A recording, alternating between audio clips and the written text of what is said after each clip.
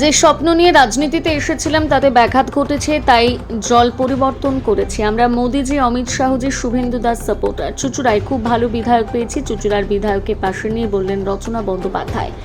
রচনা এদিনকে আর কি বলেছেন আপনাদের সামনে তুলে ধরছি।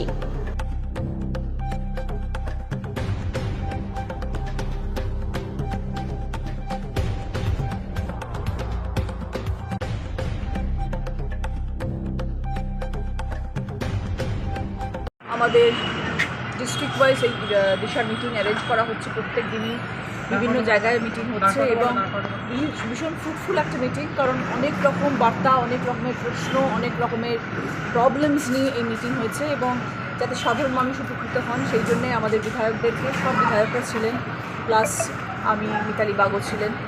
তো আমরা সাংসদরা অনেক কিছু জানলাম, বুঝলাম। আগামী দিনে মানুষের কাছে পৌঁছতে গিয়ে এবং মানুষের যখন কোনো প্রশ্ন আসবে তখন আমরা কীভাবে সকলের সম্মুখীন হব সেই বিষয় নিয়ে আজকের এই মিটিং ছিল এবং যথেষ্ট ইম্পর্টেন্ট মিটিং ছিল।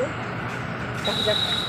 দিদি, আপনি তো বিরোধী দলের চাপও পেয়েছেন, এসেওছেন, কি বলবেন? বিগত দিনে কি এটা হতো না?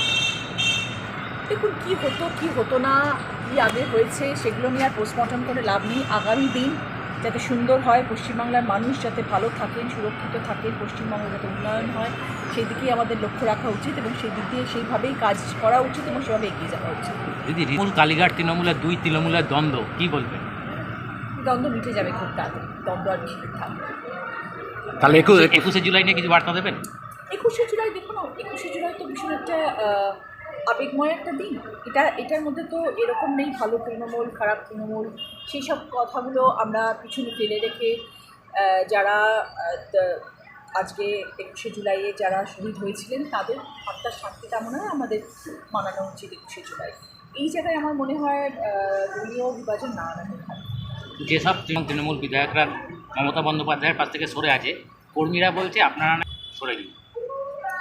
দেখো, বাকিরা কে কী বলবেন, যারা বহু বছর ধরে রাজনীতি করছেন বা বহু বছর ধরে তৃণমূল কংগ্রেস পার্টির সাথে রয়েছেন, তাদের বক্তব্য এবং আমার বক্তব্যের মধ্যে তো তফাৎ থাকবেই, কারণ তারা অনেক বেশি দেখেছেন দলকে, তারা অনেক বেশি বুঝেছেন রাজনীতি।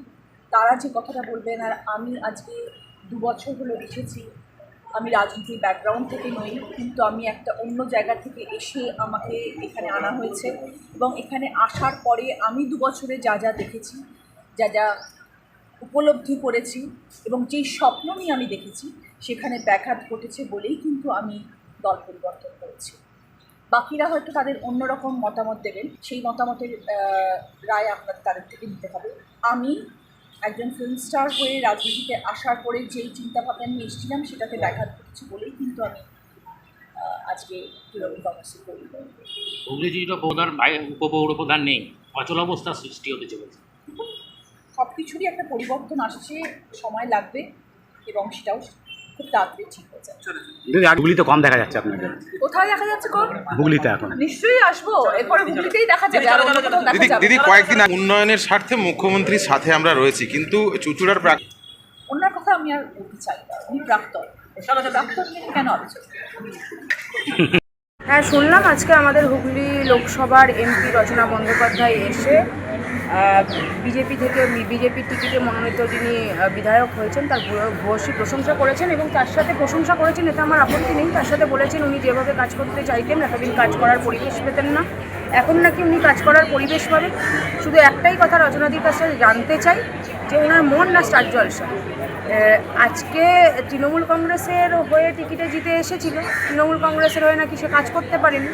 কাজ করার ইচ্ছা থাকলে তিনি কাজ করতে পারতেন, আর যিনি সেদিনকে কাজ করতে পারেননি। মমতা বন্দ্যোপাধ্যায় এত প্রকল্প মানুষের জন্য করেছেন, মমতা বন্দ্যোপাধ্যায় ঢালাও উন্নয়ন করেছেন মানুষের জন্য, তারপরেও যদি তিনি কাজ না করতে পারেন, আজকে উনি বিজেপিকে দেখে আপ্লুত হয়েছেন, ওনাকে আপ্লুত থাকতে দিন। শুধু বলবো যে স্টার জলসা থেকে, জি বাংলা থেকে, সব জায়গা থেকেই বিদায় নিয়েছে। আগামী দিনে তৃণমূল কংগ্রেস কেন, কোনো রাজনৈতিক দলেই তিনি টিকিট পাবেন না।